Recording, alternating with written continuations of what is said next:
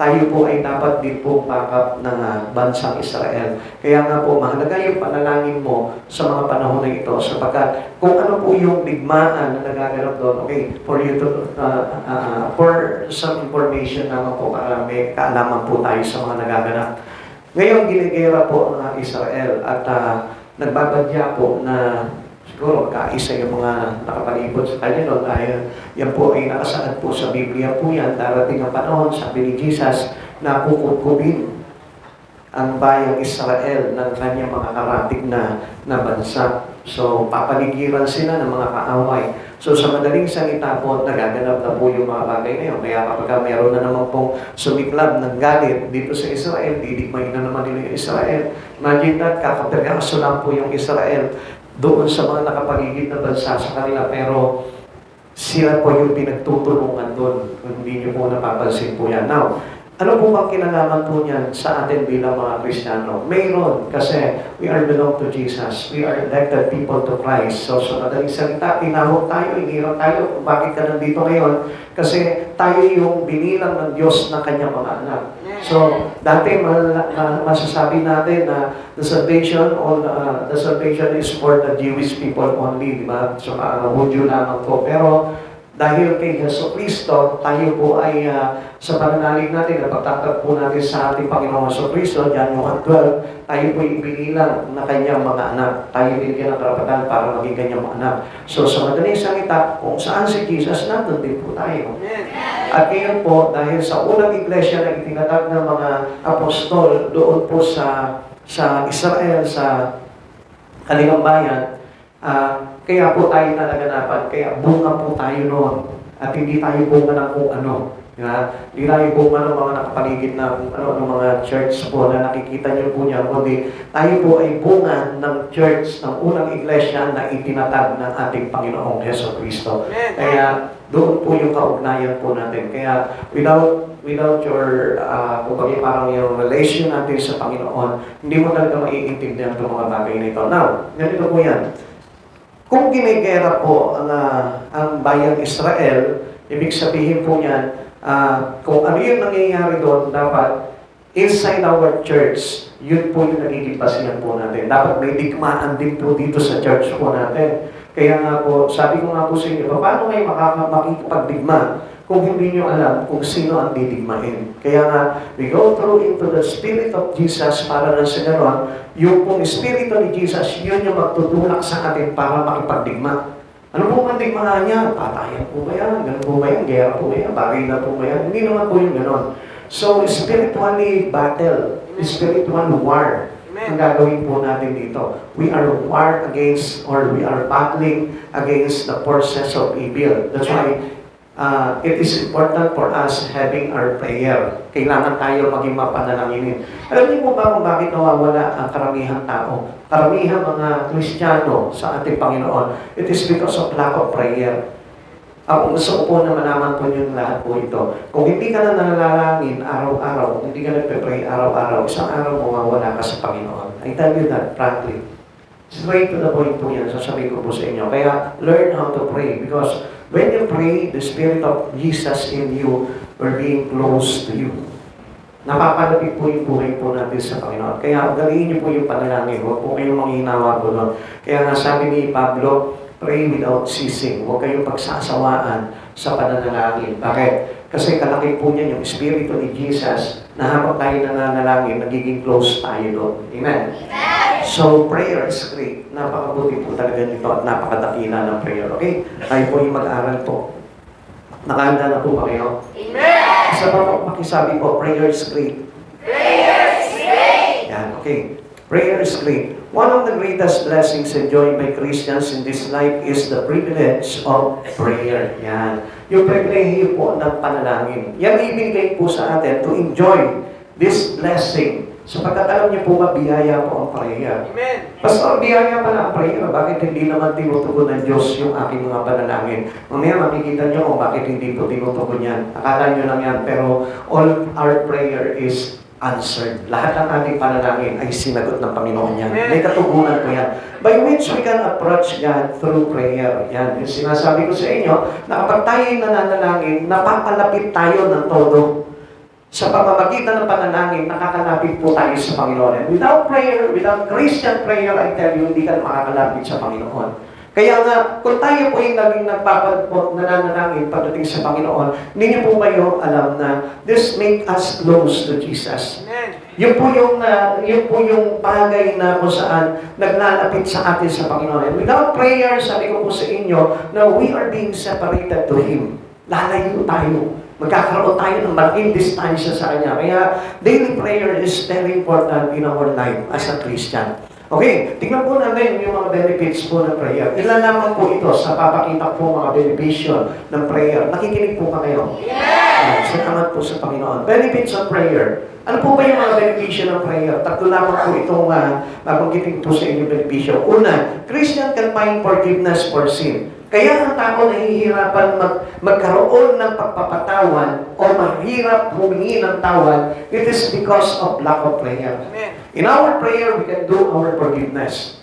Tayo po lahat ay mapapatawad din ng ating Panginoon sa pamamagitan ng ating panalangin. Bakit? Ano po ba sabi po dito? 1 John chapter 1, verse 9. Subalit kung ipinapahayag natin ang ating mga kasalanan, papatawarin tayo ng Diyos sa mga ito at lilinisin tayo sa lahat ng ating kasalanan sapagkat siya ay tapat at matuwid. Ang sabi po dito, kung ipinapahayag, meaning pag ipinapahayag, if we confess, it is a kind of prayer. Confessing means prayer. Ang pagpapahayag means prayer, panalangin. Kapag nagpapahayag ka, if you share the Bible, if you share the gospel to others, it is prayer, some kind of prayer. Kaya nga, tayo po yung pinagpapahayag ng Panginoon eh. Kaya nga, alam niyo po ba, tingnan niyo po yung sinabi sa Mateo chapter 28, verse 18 to 20. Ang sabi niya gano'n, humayo kayo, gawin ninyong alagad ko ang lahat ng bansa. Bautismuhan niyo sila sa ngalan ng Ama, ng Anak, ng Espiritu Santo, at turuang sumunod sa mga pinag-uutos ko. It is the Word of God. Now, at lagi niyong tandaan, ako isa sa inyo saan man dako ng daigdig. So, sa madaling salita, He is with us. If we preach the gospel to every nation, meaning we pray to every day in our life, in our God. So, sa madaling salita, sa ating pagpapahayag, nakakasampin tayo ng panalangin. Kaya nga napakahalaga po nito. Now, we can find forgiveness for our sin. Na kapag nananalangin ka, isang uri po ito para maipahayag po natin yung ating panalangin ng paghingi ng pagpatawad. Para po tayo patawarin din ng Panginoon. Kaya alam niyo po marami pong tao na hirap magpatawad, it is because they didn't pray. Pero kung ikaw ay lagi ka nananalangin, ang dali lamang po magpatawad. Simple, mabilis magpatawad ng isang tao na mayroon pong panalangin siya regularly. Bakit? Because of the Spirit of God. Because our God is the God of forgiveness. Ang ating Diyos ay Diyos ng pagpapatawad. Kaya if we have our prayer, meaning you have the Spirit of God and the benefits of this prayer is forgiveness. Kaya yung lahat ng mga pagkakasala mo, madali pong ipagpatawad din sa inyo ng Panginoon yan. Kapag tayo po yung mapanalanginin, lagi tayong tumatawag sa ating Panginoon. And other benefits of prayer, kalawa, ano pa po ba dito? Christian can find peace to replace anxiety. Kaya ang daming mga balisa. Kaya ang daming mga worries. Kaya ang daming mga tao nag-aalala palagi sa araw-araw. They are bothered by anxiety. Alam niyo kung bakit? Because there is no prayer. Kaya nga problemado. Kaya nga po nahihirapan po sila na alpasan o i-overcome yung kanilang mga problema. It is no, you know why? Alam niyo kung bakit? Because there is no prayer. Prayer can bring us into the peace of God. Ang sabi po sa atin ng Pilipos chapter 4 verse 6 to 7, huwag kayong mabilis na tungkol sa anumang bagay, sa halip hingin ninyo sa Diyos ang lahat ng inyong kailangan sa pamamagitan ng panalangin, what? May pasalamat. Panalangin pa rin. Prayer can give us all those things that we need in our life. And never be anxious, sabi po nga sa atin. At ang kapayapaan ng Diyos na hindi kayang maunawaan ng tao, ang siya mag-iingat sa inyong puso at pag-iisip dahil sa inyong pakikipag-isa kay Kristo Jesus. So, sa madaling salita po dito, napakahalaga ng panalangin for us to keep attach our life into Christ Jesus, and you have now peace. Cannot be anxious when you have Jesus in your life. Na napakadali po na pawiin sa buhay po ng isang tao lahat ng mga alalahanin niya kung siya'y nananalangin. Mga kapatid sa Panginoon, hindi po ba nakakagaan ng kalooban kapag nananalangin ka? Why? Because of the Spirit of God. When you ask in your prayer, the Spirit first comes into you. Not the one you are willing to have in your prayer. Unang-unang darating sa iyo kapag nanalangin ka is the Spirit of God.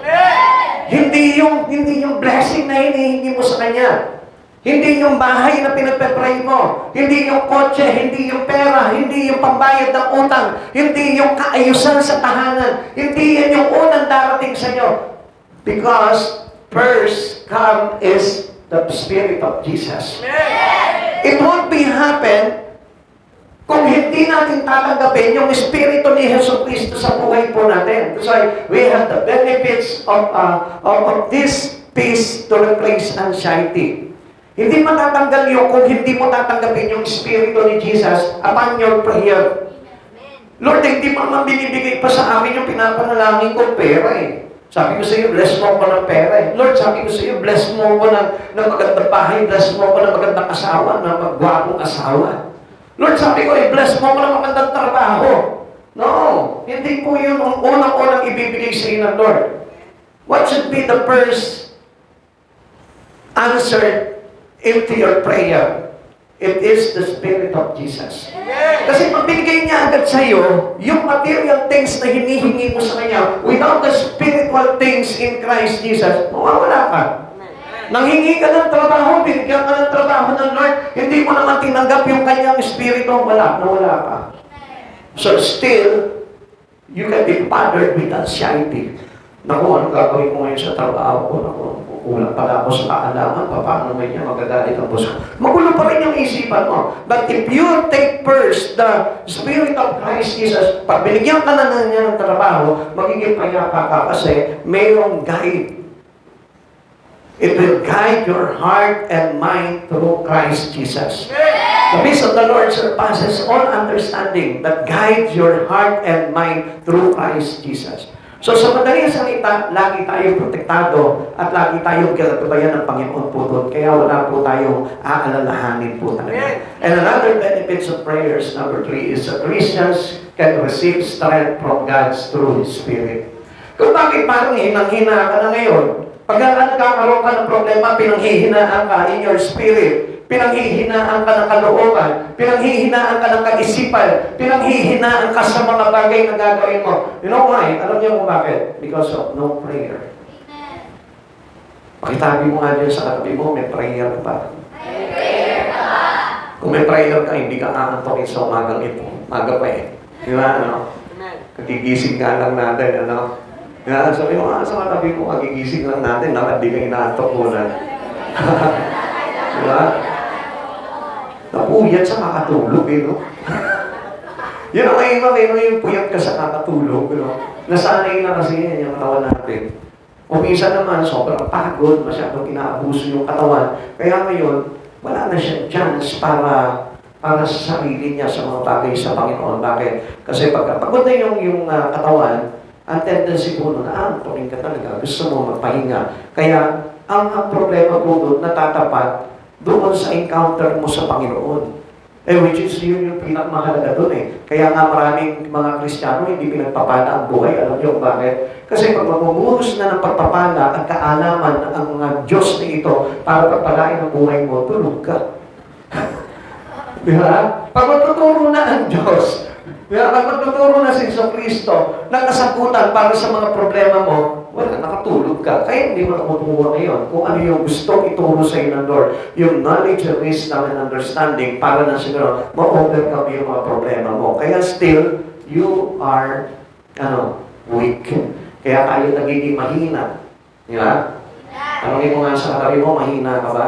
Mahina ka. Siyempre, pagka meron pang malakas na laging tulog. Di ba? Ayan, sorry po, pero gusto ko po na maintindihan niyo po yung mga bagay na yun, di ba? Kahit na yung halimbawa, may anak nga, no? Walang ginawa, kundi huminata doon sa higa, lagi natutulong na gano'n, di ba? Di ba, para sa akin, tamad-tamad mo. O ano ba ibig sabihin ng tamad? Weak. Di ba? They are weak. Kasi pag tamad siya, tinatamad ako eh. Di ba? Di ba, pag natamad, di ba, ano tamad? Ayoko, di ba? Pag ay, naku, lama. Hindi na makakusus na mahigi. Bakit? Kasi nga, weak. Now, if you have the strength coming from God, naku, sipag niya. Yung mga anak ng mga masisipag, ibig sabihin niya, there is a Spirit of God willing to help their parents. Pagdating doon sa mga gawaing bahay. Amen? Sigaw nga yung malakas, yung mga nanay dito na masisipag yung kanyang mga anak. Wala. Sabi ni sister, baka sumigaw yung nanay, no? Siyempre, pagka masipag yung anak mo, full of energy, di ba? Energetic yan, very energized yan. Alam niyo kung saan tayo kumukuha ng lakas? Sa Panginoon. Amen!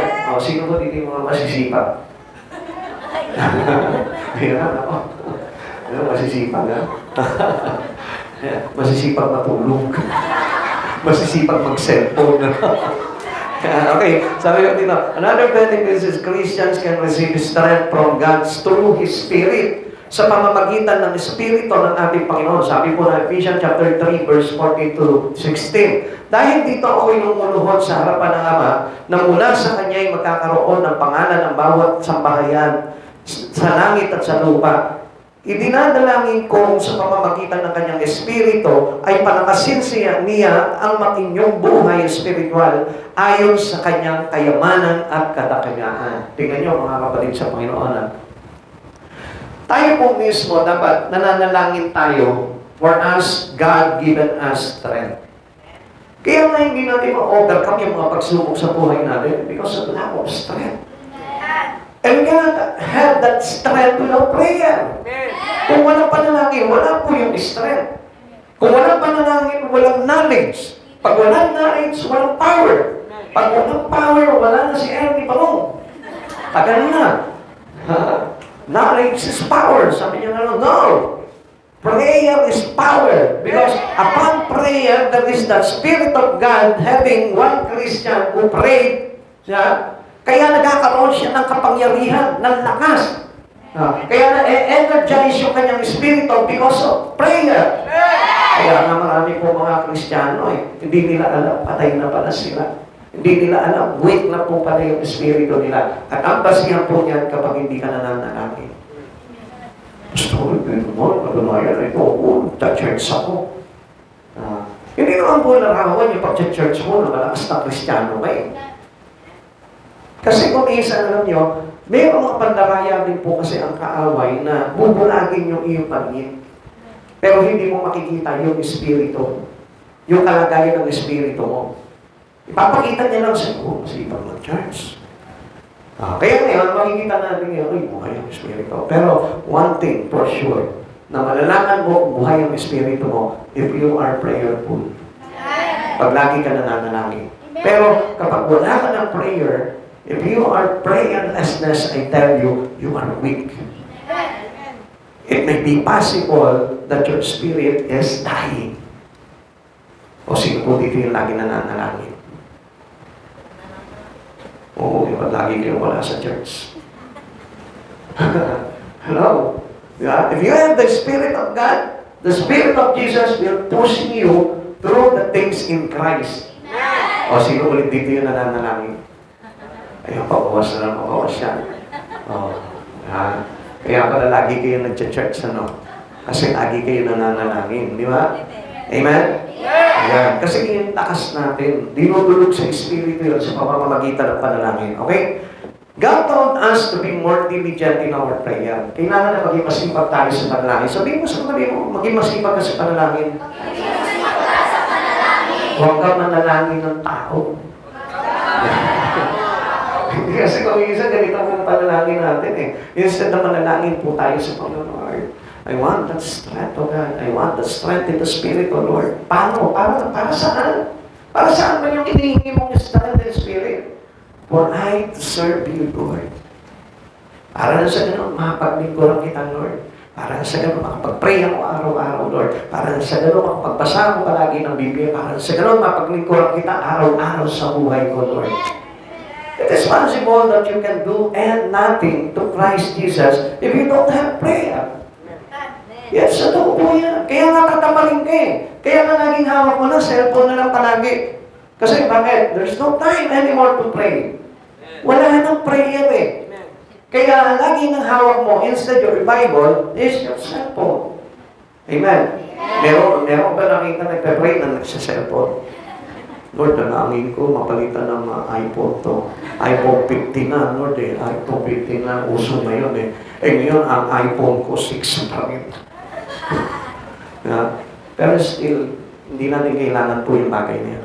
The most important things in our life is our prayer. Okay? Our prayer must be offered. Paano po ba natin ihahandog yung ating panalangin? Paano po natin maibibigay sa Panginoon yung panalangin po natin? Number one, it must be offered in faith. Huwag ka manalangin kung wala ka pananampalataya sa Diyos. Sapagkat maraming usal labi po lamang, but their spirit won't pray. We need to pray in our spirit. Sapagkat kung nananalangin ka sa pamamagitan lamang ng labi, it is powerless. Because of flesh. We serve God in the Spirit. Kaya nga po, lahat ng gagawin ng isang tao na mananampalataya ni Yesu Kristo ay sa Espiritu. Do not bother yourself into flesh.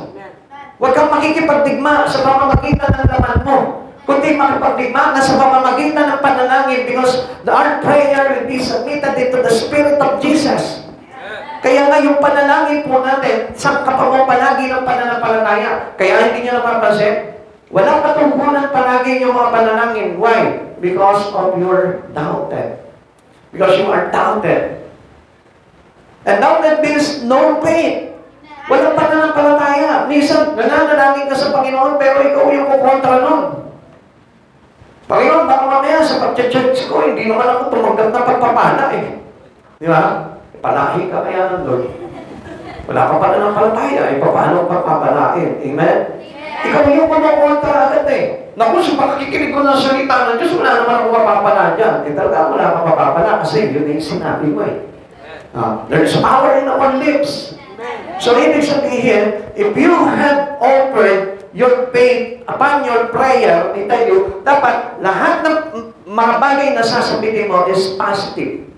Amen? Huwag kang masasabi na, baka maghirap ako. Baka wala na ako ng pera. Mahirap lang kami. Wala kami pera. Wala kami sasakyan. Alam niyo po ba yung pagpapakita ng gano'n? Kahit na wala kang pera, wala kang sasakyan, wala kang bahay, wala kang ari-arian, sabihin mo pa rin, mayaman ako dahil may Diyos ako. Amen. That was it. Kaya nga hindi nagtitiwala ang tao sa church.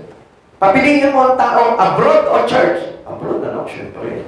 Sa abroad, may possibility na yumaman ako sa sweldo ko ng lalaki. Sa church, anong gagawin ko dyan? Wala. Sayang lang. See? There's no faith. Faith is the things unseen. Sa mga bagay na hindi nakikita. Syempre, pag nag-abroad ka, nakapagtrabaho ka, meron ka sweldo. But that is not faith. Hindi yung pananampalataya natin. Ang pananampalataya natin to the things unseen. But we believe and trust God that it will be happen into you. Na ipangyayari sa iyo ng Panginoon yung mga bagay na inaasam mo pagdating sa ating Panginoon. Yun yung faith. Kaya nga maraming mga Kristiyano, wala pa rin nangyayari sa buhay nila eh. Ang tagal na, hindi pa pinagpapala yung mga buhay nila. Kaya ngayon, magtataka po tayo, bakit yun? Pastor, yung mayaman. Bakit hindi ingaman yung mga pastor? Araw-araw, nagpipray yan. Subukan mo, araw-araw mag-pray ka. Tingnan mo kung hindi papalain ang Panginoon ng buhay mo. Amen. Kaya ang daming galit sa pastor eh. Kasi ang pastor, dumadami pera. Pero yung mga miyembro, hindi nagkakapera. Bakit? Ayaw sumunod ng mga miyembro na mag-pray araw-araw eh. Amen. Pag sa intercessory, makikita mo yung pastor tsaka yung kanyang mga gawain iba lang. Tapos wala yung mga miyembro. O paano magpapalain ng Lord yun? Naku, so ano lang tingin nyo na ngayon, ano? Yan po yung ano na magagawa po natin doon. If you have faith in God, lahat ng mga bagay na ino-offer sa iyo ng Lord, go ka doon. Papasok mo yung buhay mo doon, bakit faith yun eh? Kung ikawain sa church, punta ako doon, papapalain ang buhay ko. Ganun po yung kaisipan po na, may prayer intercessory, sama ako doon. Naku, meron silang discipleship, sama ako doon. Ganun po yung mayroong pananampalataya sa Panginoon. Why? Because you have the Spirit of God. If you don't have the Spirit of Jesus, ibig sabihin, wala talagang prayer. At especially, wala faith. Wala si Jesus eh. Amen? Naintindihan po natin? We must have faith in God, otherwise prayer will not be answered. Kaya walang sagot. O ngayon, nagtataka ka ngayon, Pastor, pag ganito, ang tagal ko na nananalangin sa Panginoon, pero wala pa rin kasagutan. Walang faith. Amen? Naintindihan po natin? Matingnan niyo po, sabi po na Mateo chapter 21 verse 22, at ang manghingin ninyo sa panalangin ay tatanggapin ninyo kung nananalig kayo. Kung nananalig kayo. Yung ating faith means having a great spirit of Christ Jesus. Faith, hindi po basta-basta word faith. Hindi mo ibig sabihin yan, faith. Meron akong faith. Ano yung sulat lang na faith? Faith meaning we have Jesus in your heart.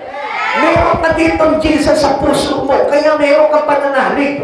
Kaya natiwala ka kay Jesus na anumang bagay na hingin mo sa panalangin mo, kay Jesus, kay Jesus, kay Jesus, gaganapin ni Jesus. Minsan nga, mag-address pa tayo eh. Minsan pananalangin tayo, kanino? Kay Joseph, kay Maria, kay Juan, kay Pedro. Sa mga apostol tayo nanalangin eh. Sabi nga ni Pedro, huwag sa akin, ako rin ako nag-iikot kay Kristo. Sabi niya po pero sa akin.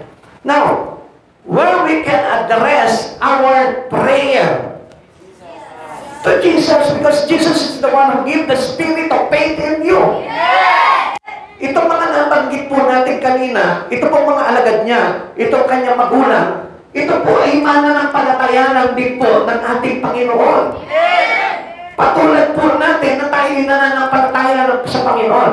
That's why we give respect to the parents of Jesus, to Mary and to Joseph, because they are an instrument of God to have this Savior. Ganun lamang po yun. Kaya sila nakahihigit sa atin dahil sila yung magulang na pinili ng Diyos para sa ating tagapagligtas. Now, pero pagdating sa panalangin, well, can we address our prayer to Jesus in the name of Jesus? Okay, mamaya papaliwanag ko po yan. Kaya tayo nananalig because of the Spirit of Jesus. Amen? Faith must have a point of contact to God and must kill our fear. Pag meron ka ng tinatawag na point of contact, katulad po ng babaeng inaagasan, 12 years, tingnan niyo po yan ha. Ang example po dito, the woman who bled for 12 years. Ano sabi niya po dito? Her faith is ganito. Ang kanyang pananampalataya, mahawakan ko lamang yung laylayan. Laylayan lang yun ha. No, that is very impossible to have this healing. Kung hahawakan mo lang yung laylayan. Ba't hindi pa yung mukha ni Jesus? Ba't hindi pa yung kamay ni Jesus? Ba't hindi pa yung mismo paa ni Jesus? Bakit yung laylayan na pinapatunayan niya na anumang bagay na meron kay Jesus, kayang ibigay sa kanya yung kagalingan? Amen? What does it mean? Ito pong 12 taon na inaagasan na babae na ito, naubos yung kayamanan niya sa pagpapagamot sa mga doktor, pero wala siyang nakuhang kagalingan. Amen? But, nung dumating si Jesus doon sa lugar nila, ano sabi niya? Mahawakan ko lamang ang laylayan ng Diyos ng Panginoon Jesu Kristo na ito, gagaling ako. Kaya na pumili dyan, nagsumiksik siya. Ang dami, crowded, yung paligid po ni Jesus kasi pinagkakalupod po lang siya ng maraming tao, pero sumiksik siya sa kabila na he is so weak. She is so weak. Mahina siya. He's pale. Maputla, mahina, nanlalambot. Imagine that 12 years. Kaya gumagapang na lang itong babae na ito, pero sumiksik pa rin po siya sa maraming tao. Maabot lamang, mahipo lamang yung laylayan ng kasulatan ni Jesus. What does it mean in our present time today? Meron kang karamdaman, meron kang problema, meron kang hinaing sa buhay. Now, only by prayer, sasapitin mo sa Panginoon, yung sinabi niya dito, mahawakan ko lamang ang laylayan o kasuotan ni Kristo, gagaling na ako. That was prayer. Now, ano naman sa atin po ngayon? Makaatin lamang ako ng church service, gagaling ako. Makaatin lamang ako ng intercessory sa church, gagaling ako. Makapag-share lamang ako ng verse sa Bible, gagaling ako. Makapagpasaman lamang ako sa oras na ito ng Biblia, gagaling ako. Makapanalangin, makapag-akay, makagawa ng mga bagay sa kaluguran ng Panginoon. That was the point of contact, our faith in Christ Jesus. Kaya nga alam nyo, minsan ang gusto lamang natin, wala tayong gagawin, pero gusto natin may kagalingan na. Wala tayong gagawin, pero gusto natin ibuhos na yung pagpapala ng Lord. Wala tayong gagawin, pero gusto natin mayaman ka na agad. May God glory in your life. Alam nyo, gawin nyo muna yung pagpapapuri, pagpaparangal, pagpapahayag sa ating Panginoong Hesus Kristo, and then the prayer of you will be answered. Yung po yung tinatawag na point of contact po na meron po dapat tayo na pinanghahawakan natin sa buhay na ito.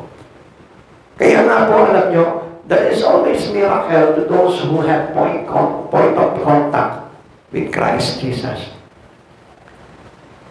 Ako pong pinanghahawakan ko sa buhay ko, ang Diyos nang ang gagalaw sa buhay ko. Whatever lackings in my life. Alam mo yung mga bagay na kulang sa buhay ko, sa Diyos ko inaasay. Although kung isa parang sisita pa ng doubt, pero tanggalin mo yun, reject mo yun, kasi gano'n naman po talaga si Satan eh. Lagi ka naman magpulungan ka lang, hindi, wala ka pakukuha dyan.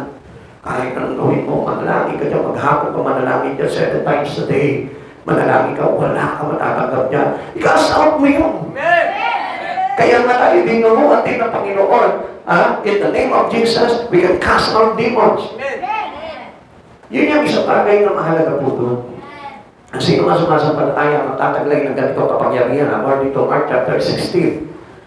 Sa pangalan ko, makakalaya sila ng mga inaalihan ng demonyo. Kapatid sa Panginoon, madaling makalaya.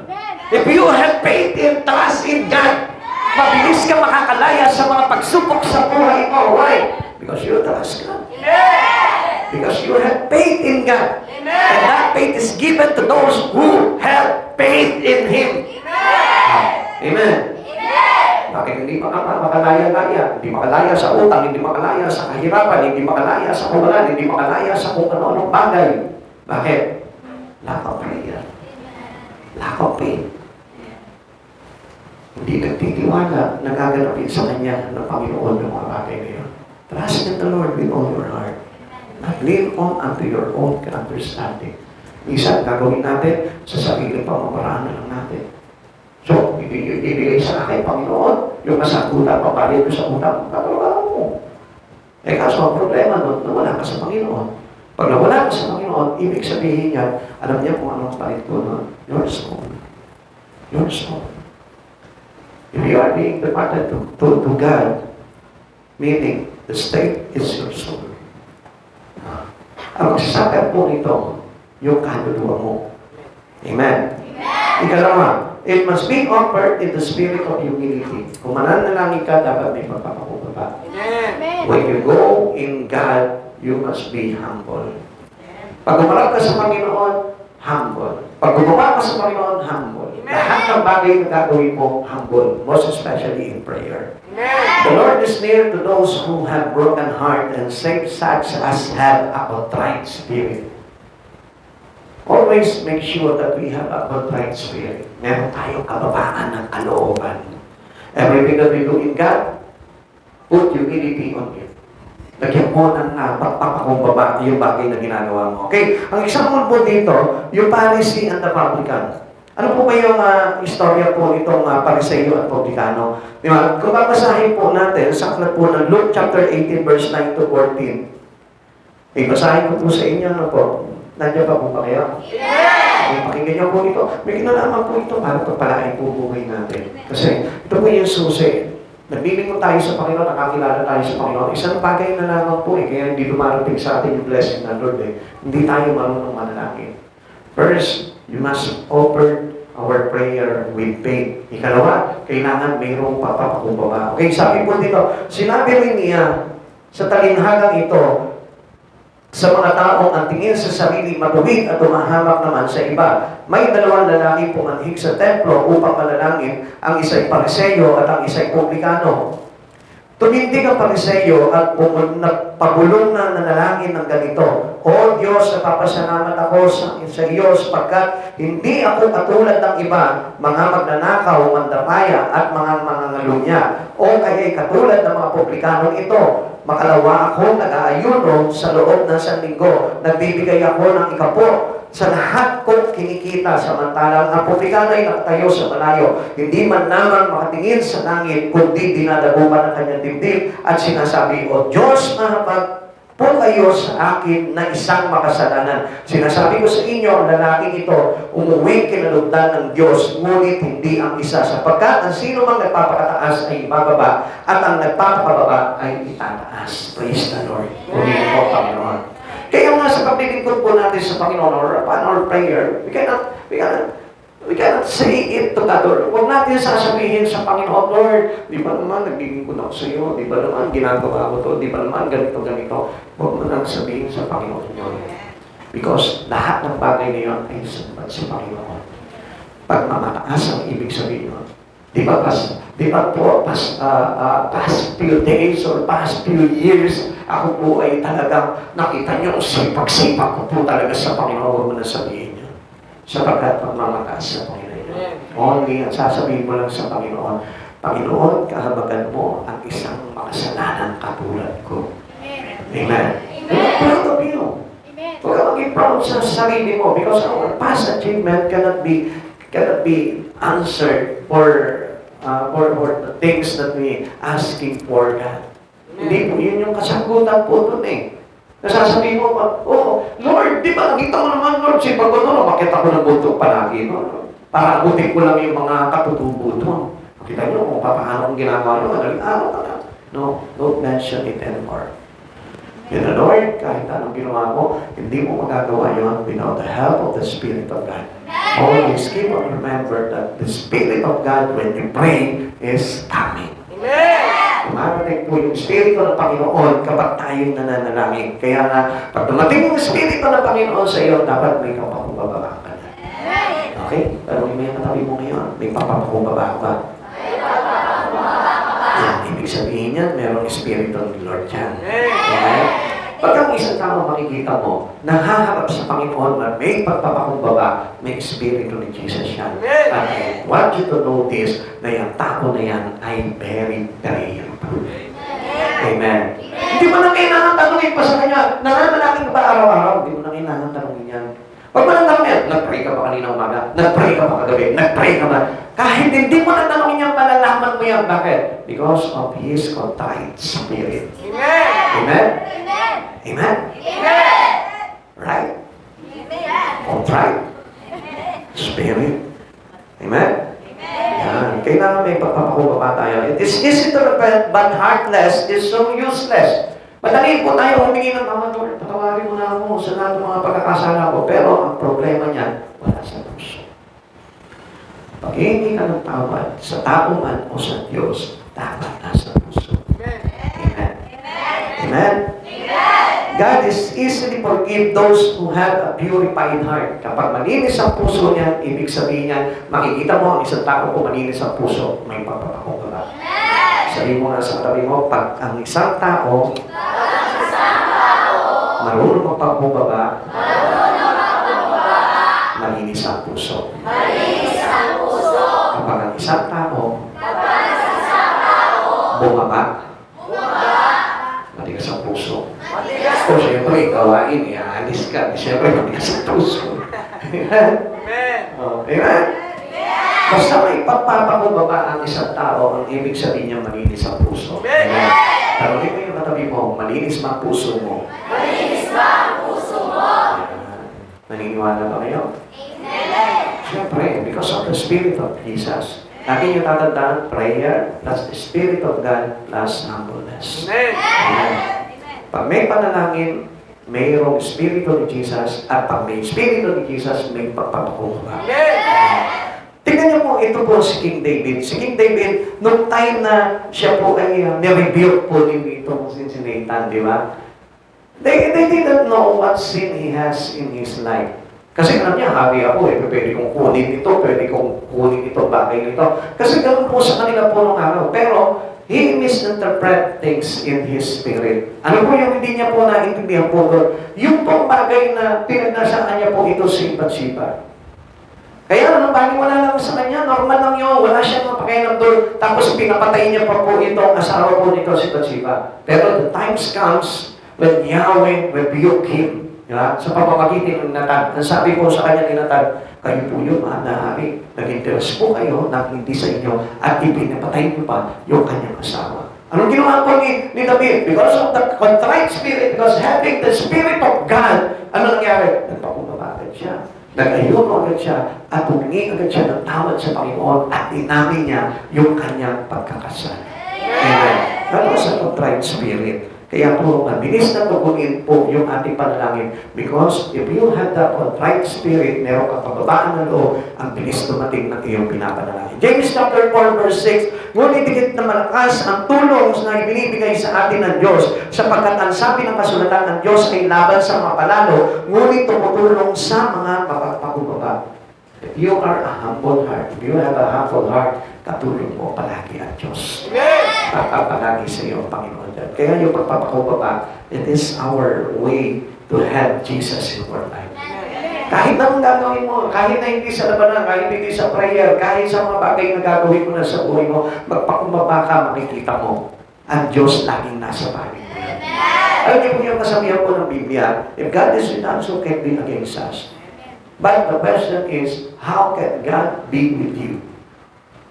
Paano mo sasabihin, sumasayo ang Panginoon if you don't have humbleness? Pag merong humbleness, merong Jesus, may pagsama sa atin. And who can be against us when you have humbleness? Pag merong kapagpapakumbaba, ibig sabihin niyan, si Jesus nasa side mo, nasa panig mo. At kapag si Jesus ay talagang nasa panig mo, sino ang magiging laban sa iyo? Wala. Ikatlo, it must be offered in harmony with God's will. God's will. Take note. Yung kalooban ng Panginoon. God is willing to answer the prayer of those who live according to His will. Yung namumuhay ng ayon sa kalooban ng Panginoon. Kapag ang buhay mo, namumuhay ka sa kalooban ng Panginoon at nakaukol yung buhay mo kay Kristo Jesus ay tayo, hindi mahirap humingi sa pamamagitan ng panalangin. At yung panalangin po ninyo na mayroon pong pag-ayon o pakikiisa sa kalooban ng Diyos, gusto ko po na malaman po ninyo, hindi po tayo magkukulang sa mga bagay. Amen. Kahit na nandun ka sa pinakamahirap na kalagayan ng buhay mo. Remember last Sunday po yung pag-aaral po natin, the most difficult prayer that we pray. Ano po yun? Yung prayer ni Jesus into Gethsemane. Ano po yung prayer na yun? Thy will be done. Kahit na nakabanta sa kanyang kamatayan, kahit nakabanta sa kanya yung krus, ano sabi po ni Jesus po doon? Okay, pakinggan niyo po mabuti po ito. Ang sabi ni Jesus, ilayo mo sa akin ang saro ng paghihirap, subalit ang kalooban mo ang siyang masunod. Alam niyo po ba yung sinasabing saro ng paghihirap? Ang saro ng paghihirap, hindi yung kamatayan niya doon. Ang sinasabi niya, saro ng kahirapan. Alam niyo po ba, hindi naman po tinatanggihan ni Jesus yung kanyang tungkulin na pinagagawa sa kanya ng Ama. Kundi ang sabi niya, ang kalooban mo ang masunod. Ano yung tinatanggi niya dito? Ilayo mo sa akin ang saro ng paghihirap. Alam niyo kung ano yung saro ng paghihirap na yun? Yung sanlibutan ito. Ang sinasabi ni Jesus doon, ilayo mo ako sa sanlibutan ito, sapagkat ang sanlibutan ito ay maglalagay sa kanya sa kamatayan. Subalit ang kalooban ni Jesus, ang kalooban ng Ama ay maglalagay sa kanya sa buhay na walang hanggan. Ang sabi po ng aklat ng Mateo chapter 7, sino ang maliligtas? Sino ang maliligtas lamang? Yaon lamang sumusunod sa kalooban ng Amang nasa langit.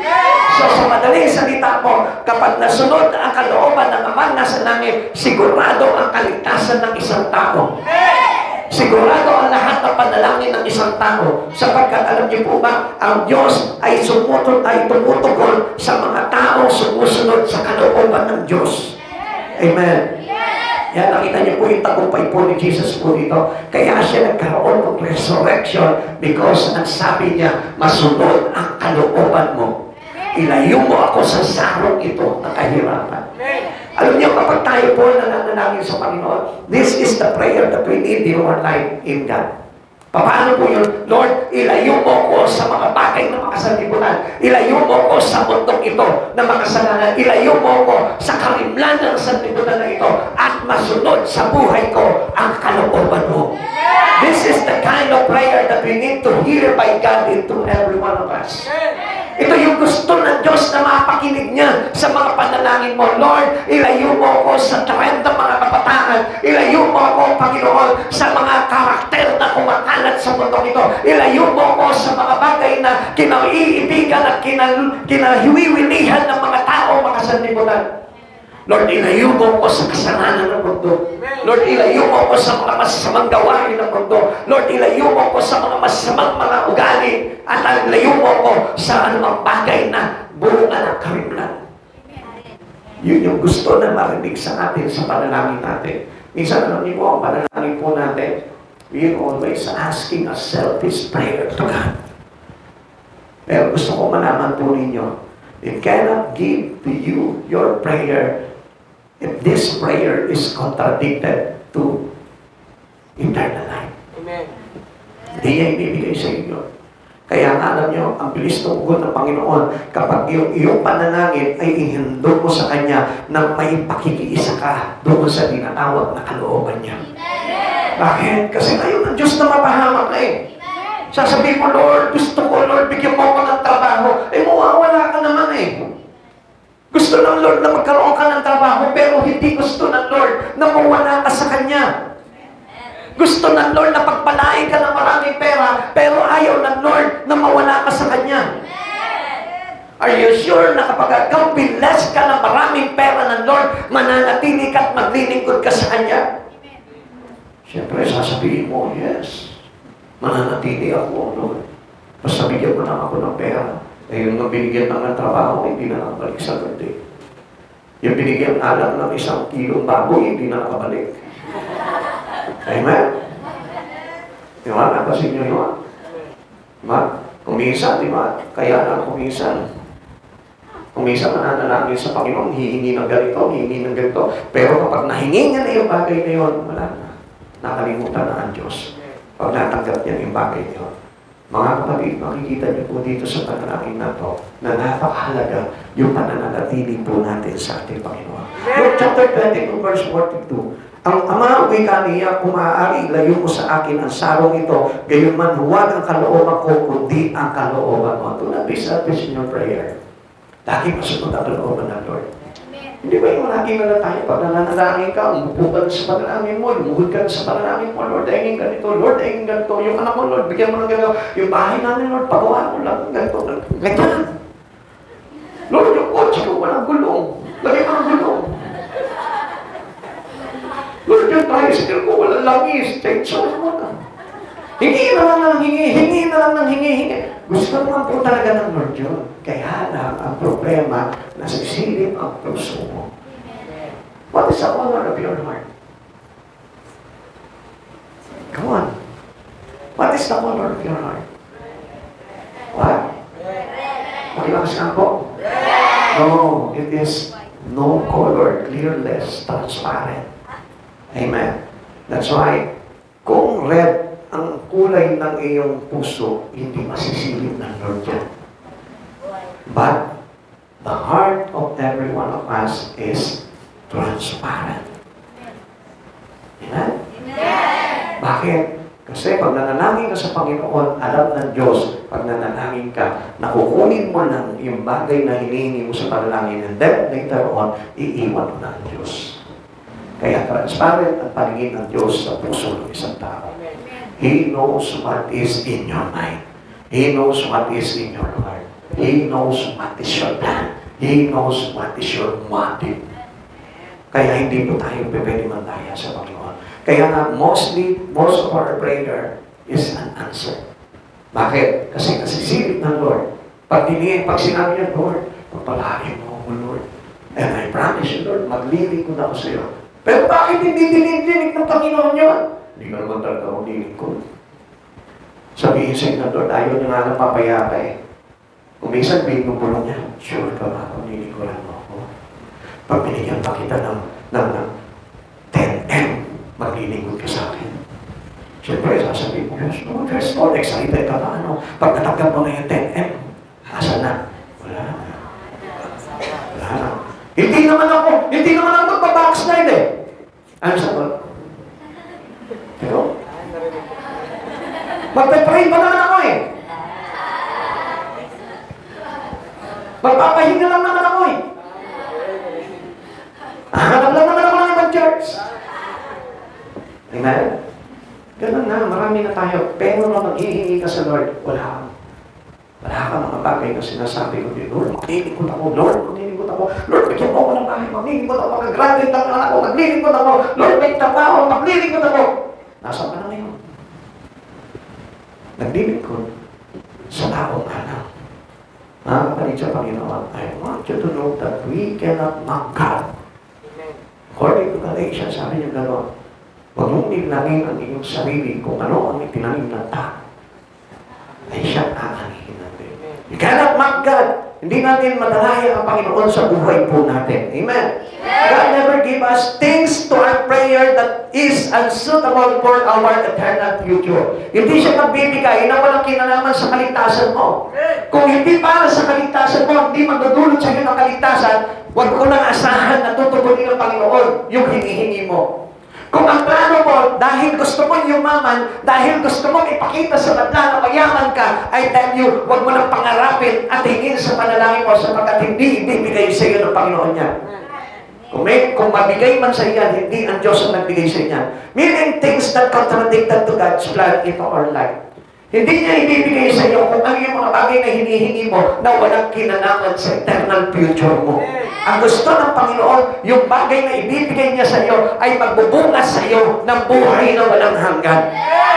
Ang Diyos mo na ito, hindi naman madamot ang Diyos eh. Kaya lang ang tao ang madamot, tumupad ng kanyang pangako, binibitawan sa Panginoon. Minsan we promise God to serve Him with all our life.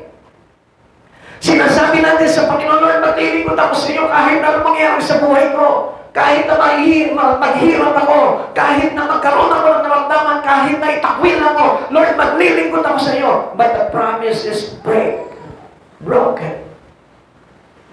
Madali po natin magbalik yung ating mga pangako sa Panginoon. That's why, ang Lord, sa mga susunod na panahon, hindi kanina i-bless. Sa mga susunod na panahon, hindi niya na ibibigay sa iyo yung mga bagay. Bakit? Sinira mo yung eternal plans na plano ng Diyos sa buhay mo. Yung eternal plans na yun, napakahalaga sa Diyos doon. Walang halaga sa Kanya kung yumaman ka o hindi. Kahit na manatili ka mahirap, basta ang importante na nanatili ka sa Panginoon, yun ang mahalaga sa Panginoon. Yun ang kalugod-dugod sa ating Panginoon. Amen. Ika-apat, it must be offered by those righteous before God. Yung nagpapakamatuwid sa harapan ng Diyos. We all know that we are unrighteous. Everyone are unrighteous. We are all a fall short from the glory of God. Walang isa man sa atin na naging matuwid. Pero sinisikap natin na maging matuwid. Sa paano paraan, we close our life to Jesus. Without Christ Jesus, there is no righteousness of man. Ito po yung tatandaan po natin. Ang isang tao na hindi dinidikit ang buhay niya kay Kristo, there is no righteousness. Kahit na sabihin mo matulungin ka sa kapwa mo, kahit na sabihin mo mabait ka sa kapwa mo, kahit sabihin mo na ikaw ay mapagbigay sa kapwa mo, pero I tell you one thing, there is no righteousness without Jesus. Kaya tayo nagiging righteous, it is because of the grace and favor given to us by God. Yun yung grace ni Jesus. Na kapag lumapit tayo sa Kanya, doon lamang tayo nagiging parang matuwid. Why? Because of the Spirit of Jesus. We study the Word for us to live in the righteousness of God. Kaya tayo pinag-aaral ng salita ng Diyos eh. Para na sa ganon, sa pag-aaral natin, matuto tayo sa salita ng Diyos. And without the words of God, there is no righteous in Christian living. so that we can have the ears of God to our prayer. Without righteousness, asking in your prayer, nothing. Kung wala po yung pagiging matuwid ng isang tao without the words of God, huwag ka naman nanangin. Hindi ito kukunin ang Panginoon niya. The words of God must be a part of your prayer. Huwag kang mananalangin nang wala kang alam sa Biblia, sa salita ng Diyos. Hirap naman ang basa, kailangan pa magkapisado ko ng Biblia. You need it too. Very important to know the words of God. How can you know the promises of God and asking for these things in God kung hindi mo alam kung ano yung salita ng Diyos? Amen? Kailangan na alam mo yung pangako ng Diyos sa pamamagitan ng salita niya. Ano pangako ng Diyos? Giginhawa at magtatagumpay ka. O, saan sinabi? Ay, basta narinig ko lang yun. Lord, basta yun ang sabi ng pastor eh. Eh, malay mo kung binobola ka lang ng pastor. Di ba? Ano sabi po doon? Bakit? Saan ba sinabi yun? Sa Bible. Very good. Sa Bible doon. Saan sinabi yun? Yeah. Joshua 1:8. Oh, pwede lang yun. Pwede lang 11. For I am a God for you, not to prosper you and not to harm you. Amen? Nato pa rin yun. Amen?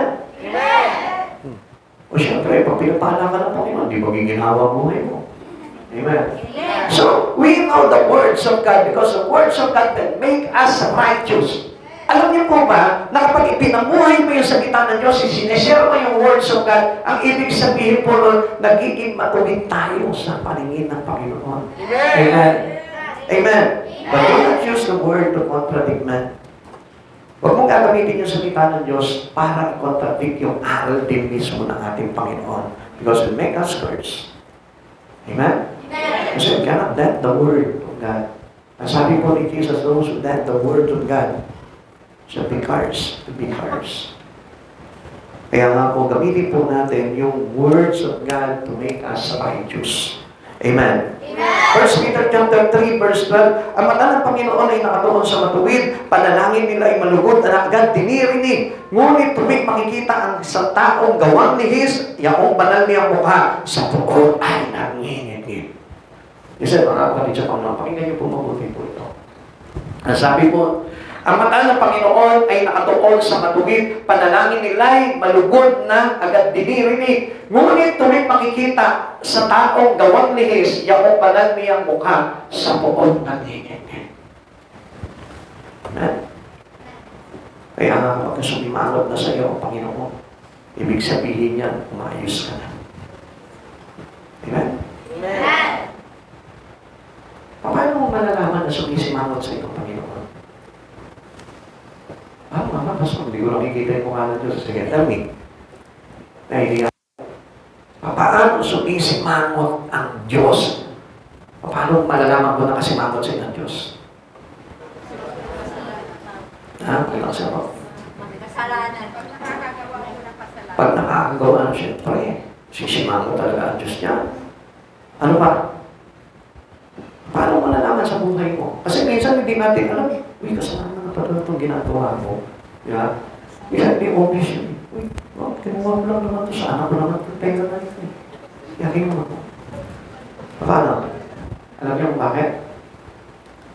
Ha? Wala ba kayong idea? Paano mo malalaman na ang Diyos ay nagsusungit na sa'yo? Bumubuhos na yung kanyang kasungitan. Paano? Ha? Pag hindi mo sinusunod yung kanyang kalooban, siyempre po, talaga magagalit sa iyo, Panginoon. Alam mo kung paano? Ganito yan.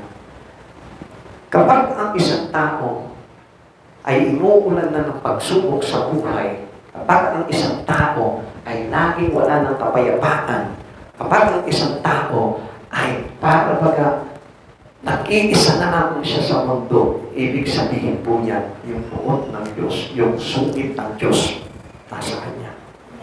Amen? Amen. Bakit? Ang ibig sabihin po kasi, all troubles in life is being away from God.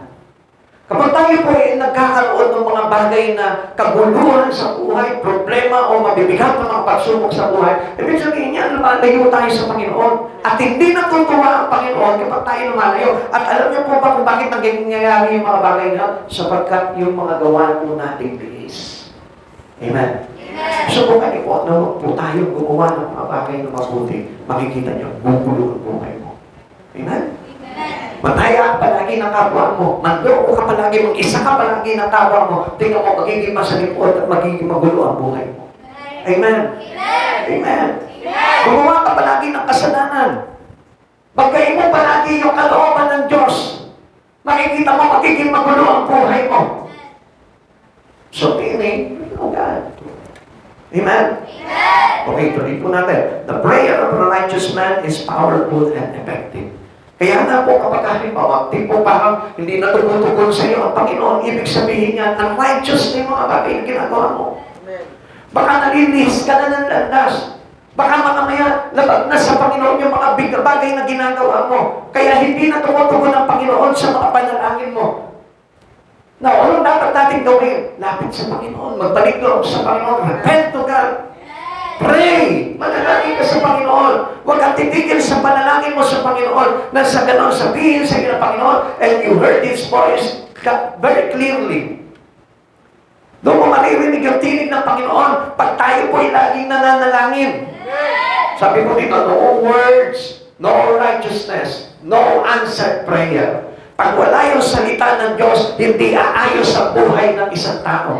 Pag wala yung salita ng Diyos, hindi magiging maayos ang buhay ng tao. Pag hindi marunong talaga sumunod sa kalooban ng Diyos, which is the Word of God, wala po kaayusan sa buhay ng tao. Because changes happen to a person who believe in the words of God.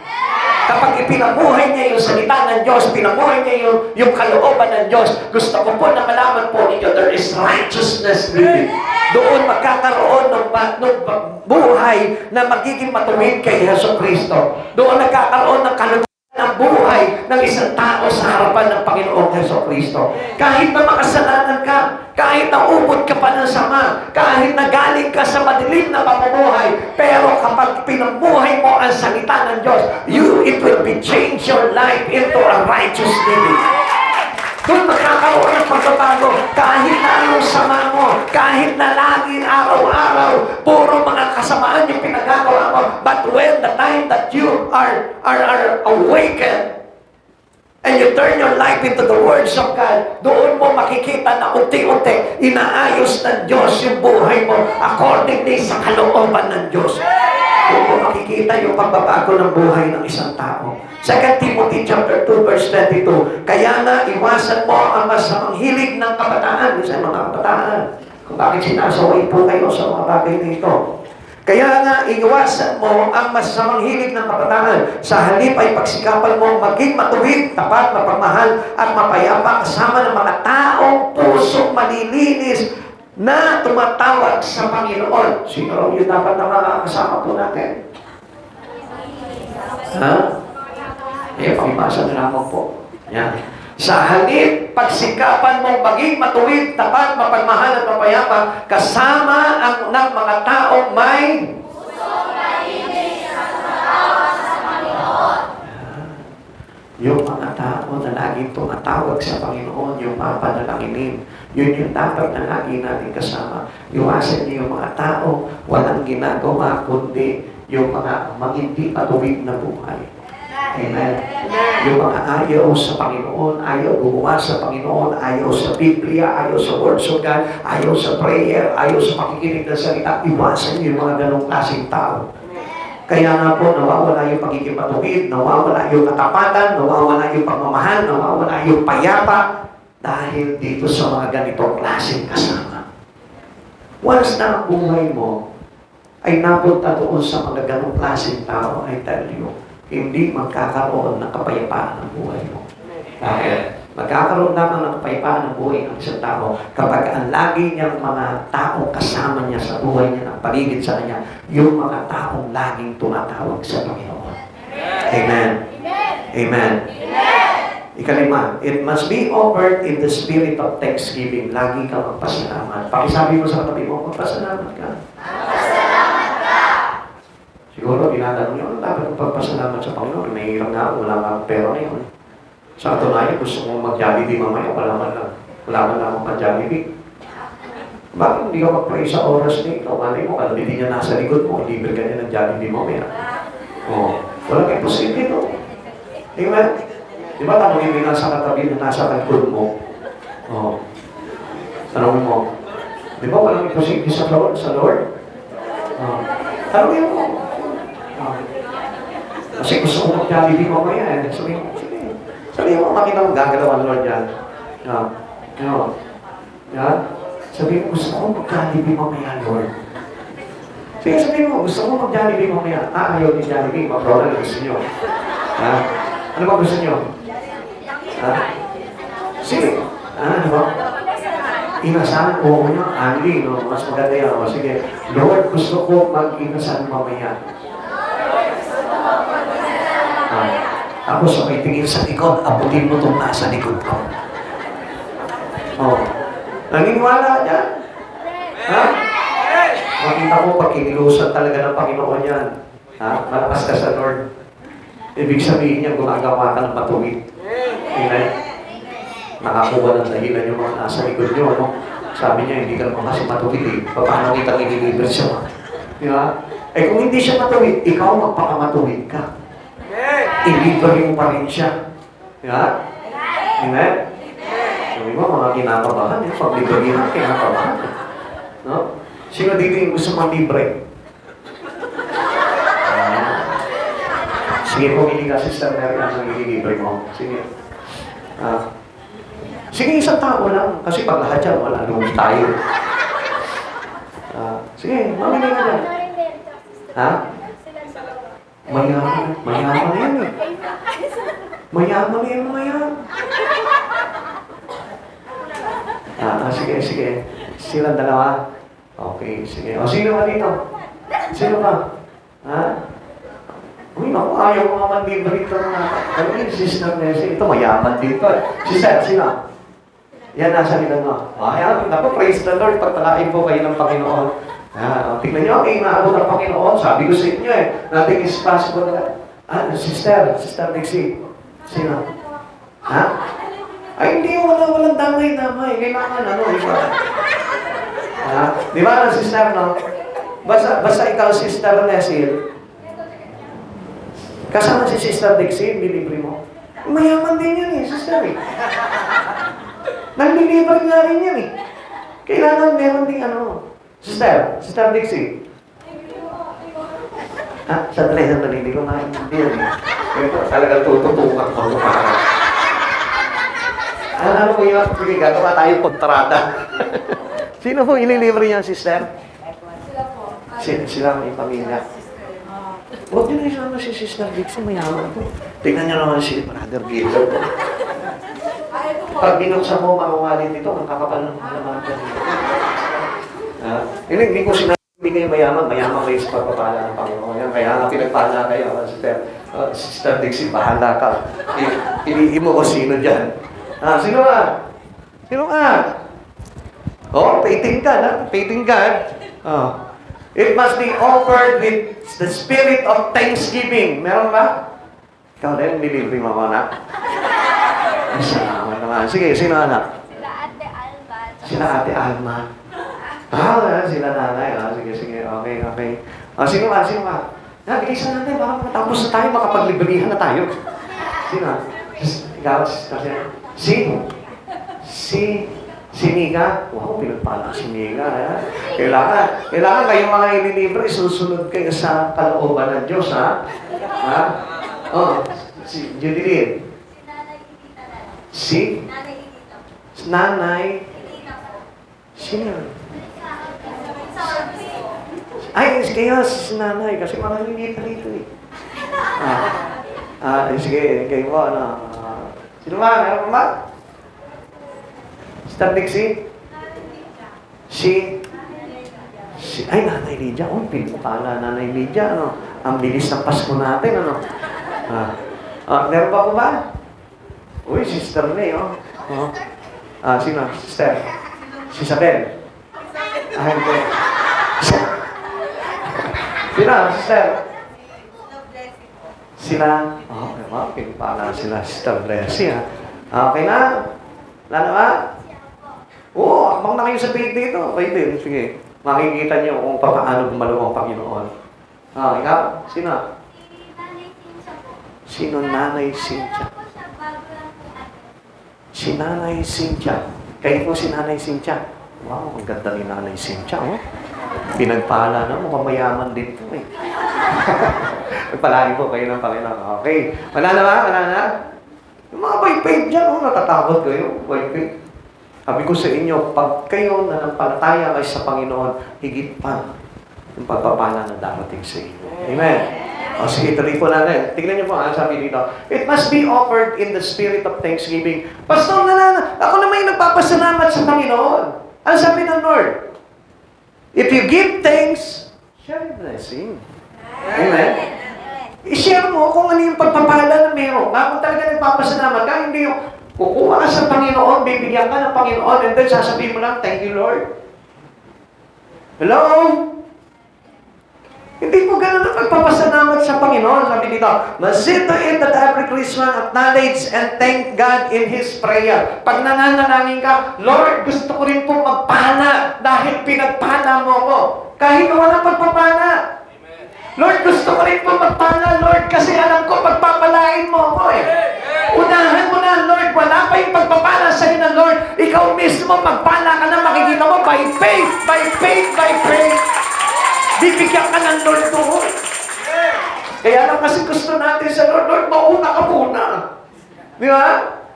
Pagka minsan nananalangin tayo sa Panginoon, Lord, mauna ka muna. Pag pinagpala mo ko, Lord, papapalain ko itong ka-churchmate ko. Ganon tayo, hindi pa pwede na believe first, and then you will see. Wala po tayo sa mundo. To see is to believe. Lord, pakita mo muna sa akin na nagpapala ka. Na sa ganun, pagpapalain ko rin yung kapwa ko. Hindi. Kung gusto mo na maranasan yung himala ng ating Panginoon, yung pagpapala ng Panginoon, mauna ka muna. Amen. Amen. Bakit? Ganito po yan eh. Alam niyo po tayo, yung mga bagay na dinadala po natin ngayon, hindi po tugunin ng Panginoon yan kung yung mga past na blessings ng Panginoon ay hindi po pinagpasalamat sa Panginoon. Yung share your blessing to others. Amen. Kailangan na tayo din po mismo, marunong tayong magpasalamat sa pamamagitan ng ating pagbibigay din ng ating pagpapala. Do we think God will help us with our present burdens if we don't take the time to thank Him for past blessing? Hindi ka na pagpapalain ng Panginoon. Basta kung halimbawa, yung mga nakaraang pagpapala mo nun, hindi mo pinagpasalamat sa Panginoon po yan, hindi mo na-share sa kapwa mo yan, I tell you, mahihirapan na dumating ulit ang blessing sa buhay mo. Share your blessing. This is how we thank God in our life. Gusto ng Panginoon po nito, natin, ng Panginoon, na tayo din po tayo, marunong din po tayo na magpala ng buhay. Bilang pasasalamat natin sa kadakilaan ng pagpapala ng Diyos sa buhay. Ephesians chapter 5 verse 20, lagi kayo magpasalamat sa Diyos at Ama dahil sa lahat ng bagay sa pangalan ng Panginoong Hesukristo. When you do it, kapag ginagawa mo yung bagay na yon, parang kay Jesus mo na rin ginawa yung bagay na yon. Amen. Nung ako'y nagugutom, pinakain ninyo ako. Nung ako'y humad, binihisan niyo ako. Nung ako'y may karamdaman, inalagaan ninyo ako. Nung ako'y nasa kulungan, dinalaw ninyo ako. Mga kapatid sa Panginoon, yung pasasalamat natin sa Panginoon ay ginagawa rin po yan, binabahagi sa kapwa na parang sa Diyos, sa Panginoong Jesucristo mo na rin, ginawa ang bagay na yan. Amen. Not only saying, thank you Lord, thank you Lord, thank you Lord. And the other way to thank God is to serve Him. Kung gusto mong pasalamatan talaga sa buhay mo ang Panginoon ito, serve Him with all your might. Paglingkuran mo ng todo ang Diyos na ito, para na sa ganoon, hindi ka magkulang sa lahat ng bagay na kailanganin mo sa buhay mo. When we thank God, hindi ka magkukulang kahit na konti. Amen. Kasi ang Diyos nito nalulugod sa mga tao na marunong magpasalamat sa Kanya. Kapatid sa Panginoon, yung ating pasasalamat ay paglilingkod sa Panginoong Jesucristo. Yung ating pagpasalamat ay pagbabahagi ng mga pagpapala sa kapwa. Ika-anim, it must be offered with persistence. Minsan, alam niyo po, humihingi tayo sa Panginoon, nananalangin tayo sa Panginoon, makalipas ng 2 prayer, ayaw na. Tumitigil na, give up na. Minsan, isang church lang ng Sunday, ayaw na kapag walang tinanggap sa Panginoon. God is saying us into the place where we persist. Gusto ng Lord yung nandun ka palagi sa lugar na parang makulit ka palagi sa Kanya. Amen? Amen. God answered the prayer through the test of how we persist in prayer. Yung makulit. Alam niyo kaya hindi binibigay ng Lord yung inyong mga panalangin kasi gusto ng Lord tumawag ka ng tumawag sa Kanya. And every time, must notice, and every time na tumatawag ka, nananalangin ka sa Panginoon, ang ibig sabihin nyo, you move closer and closer and closer and closer to Him. Kaya nga lagi kang binibitin ng Diyos na ito sa mga panalangin mo para na sa ganun kulitin mo siya sa panalangin at sa kakakulit mo sa panalangin, hindi mo namamalayan, malapit ka na balas kay Jesucristo. Amen. Huwag mong babaliktarin yung sitwasyon na yun. Marami ayaw mangulit sa Panginoon. Marami nagsasawa agad sa Panginoon. Ayoko na mag-church kasi hindi naman binigay sa akin ng Lord yung aking gusto. Ilang beses na ako nag-church niya. Mag-iisang taon na ako nag-church niya. Pero wala pa rin nangyayari sa buhay ko. I tell you one thing. Transparent ang puso ng tao. Amen. Hindi ka nag-church dahil lang sa pagpapala. Kundi nag-church ka dahil tayo ay nilikha para parangalan ang Diyos na dakila. Amen. Pag marunong kang mangulit sa Panginoon, I tell you, hindi mawawalan ng saysay ang panalangin mo. Kapag marunong kang mangulit sa ating Panginoon, lahat ng pag-church na ginagawa mo, hindi mawawalan ng saysay yan. Kaya lang huwag ka na magre-reklamo. Kapag hindi tinugon sa unang panalangin, huwag kang magre-reklamo. Wala naman yata, hindi naman yata tutugon ng Panginoon. Beses ako nang pray, ang haba pa ng prayer ko kanina. Wala kang tatanggapin. Umahaba lalo ang paghihintay mo every time na magre-reklamo ka. Wala pa ba, Lord? Another 1 year. Hindi ba binibigay ng Lord? Another 1 year. Kaya tumatagal yung proseso mo. Alam niyo po, yung mga Israelita, 40 days lamang dapat sila sa wilderness, naging 40 years. Bakit? Kakareklamo nila. Mga kapatid sa Panginoon, pag nananalangin ka, huwag kang magre-reklamo. Pag naglilingkod ka, huwag kang magre-reklamo. Pag magbabasa ka, huwag kang magre-reklamo. Pag magpe-pray ka, huwag kang magre-reklamo. Pag ikaw ay nagde-devotion, huwag kang magre-reklamo. Pag nagde-church ka, huwag kang magre-reklamo. Tumatagal ang proseso ng Diyos sa buhay mo. Kaya maraming mga Kristiyano hindi pinagpapala ng Diyos. Bakit? Kasi ang tagal ng proseso dahil sa reklamo. Amen. Mangulit ka lang na mangulit. Lord, hindi ako titigil, Lord. Alam ko, ibibigay mo ito, Lord. Umaasa ako sa iyo, Lord. Ikaw ang pag-asa ko, Lord. Hindi kita titigilan, Lord. Anak ko, Lord. Ikaw yung Diyos na tagapagligtas ko. Ikaw yung aking hari. Ikaw yung nagpapala ng buhay ko, Lord. Paano kung ihiwalay sa iyo, Lord? Mawawalan ako ng blessing kapag umiwalay ako sa iyo. Mawawalan ako ng pagpapala kapag umiwalay ako sa iyo. Mawawalan ako ng kagalingan kapag umiwalay ako sa iyo. Mawawala lahat ng bagay sa buhay ko kapag umiwalay ako sa iyo. Lord, ikaw yung salita ng buhay. Saan ako pupunta? Persist in your prayer to God. Persist in your prayer to Him. Kahit na pa umabot ng ilang taon, yung paghihintay mo, huwag kang magsasawa, manalangin ka pa rin, mag-church ka pa rin, mag-pray ka pa rin, huwag kang titigil sa paglilingkod mo sa Panginoon. And soon, makikita mo, kapag binuksan ng Lord yung kamay niya, sasagana, bubuhos ang pagpapala niya sa iyo. This is how we persist in our prayer. Huwag kang titigil, huwag kang hihinto. Pag kami natanggap kang maliit na bagay, huwag kang titigil, huwag kang hihinto. Dahil gusto kong malaman mo, ang tumitigil talunan, you are under the fear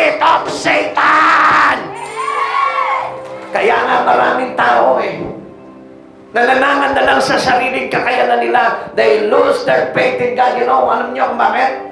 Dahil nagmamalaki sa Panginoon.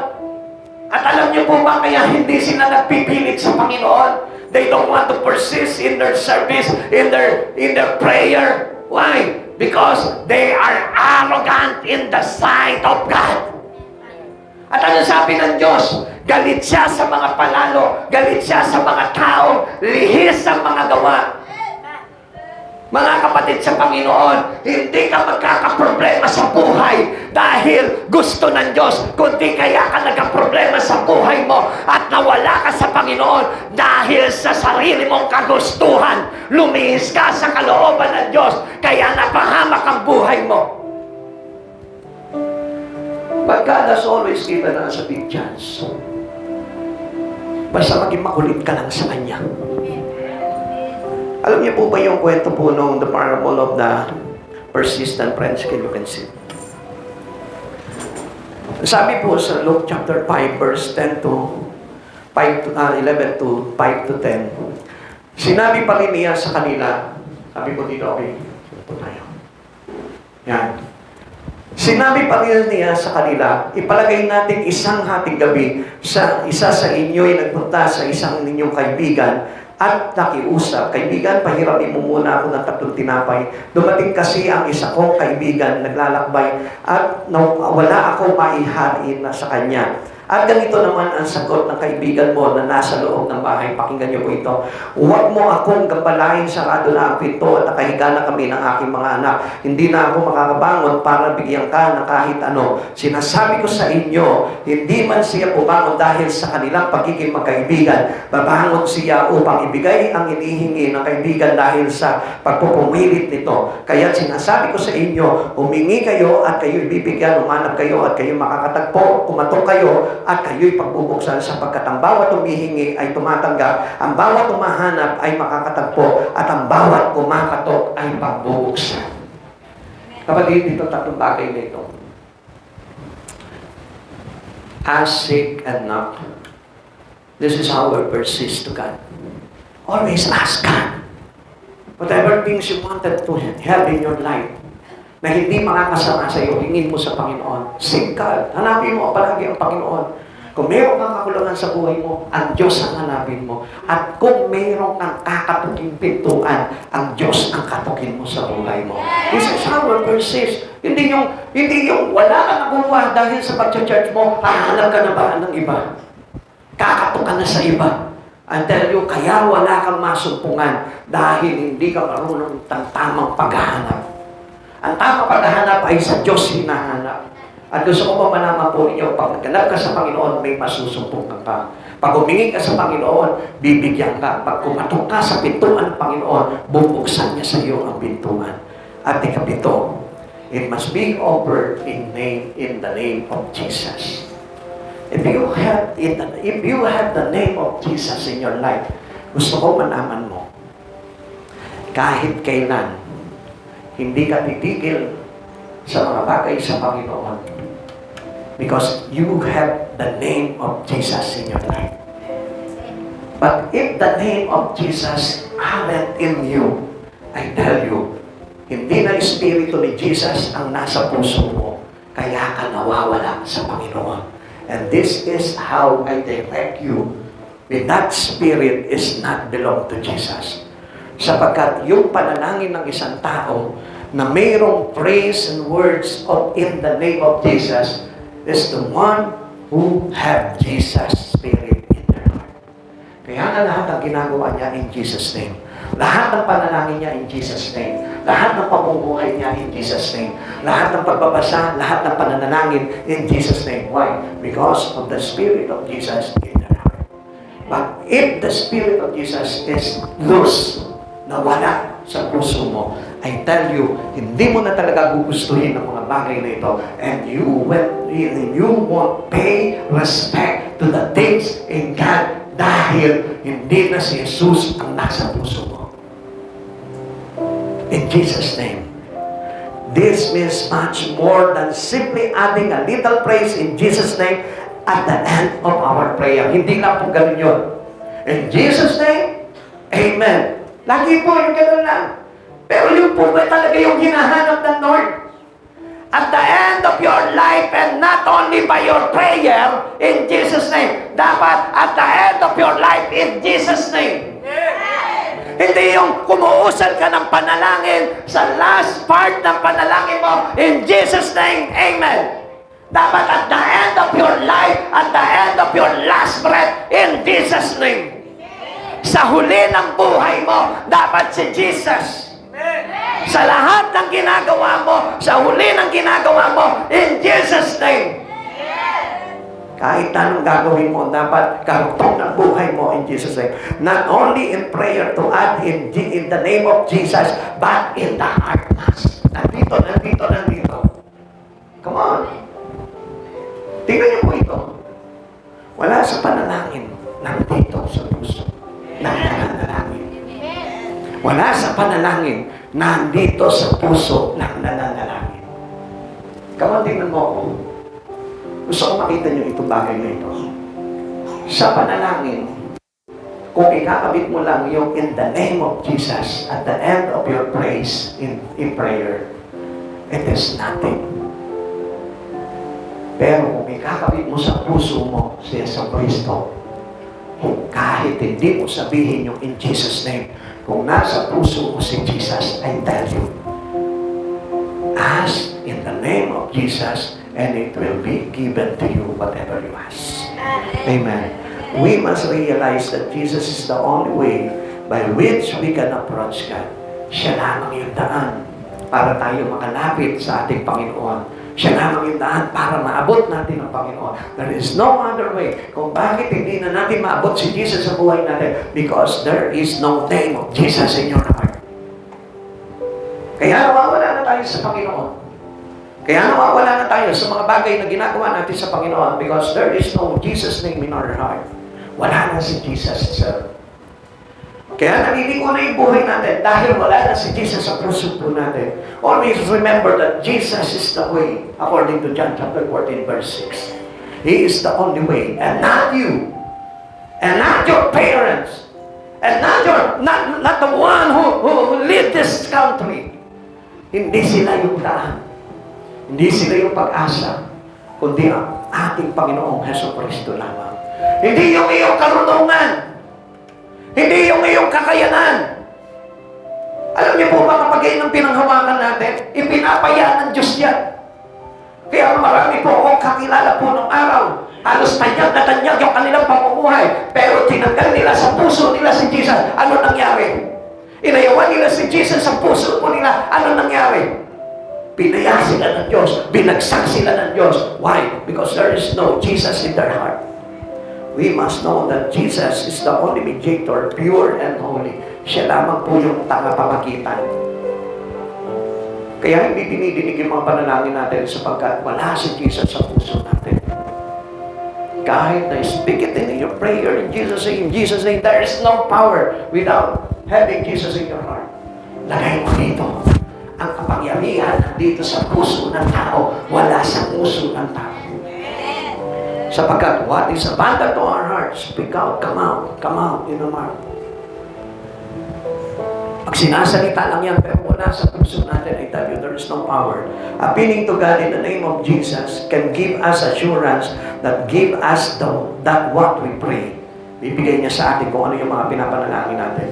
Ano man yung isinasamo natin sa Panginoon, ibibigay ng Lord yan basta meron ka sa puso mo ng pangalan ni Yesu Cristo. O si Jesus mismo, the Spirit of God. In Jesus' name is our confidence in prayer in life. Na huwag ka mananalangin na wala ang pagsama ni Jesus sa panalangin mo. Every time that you pray, as always, the presence of the Holy God. Lord, come into my prayer.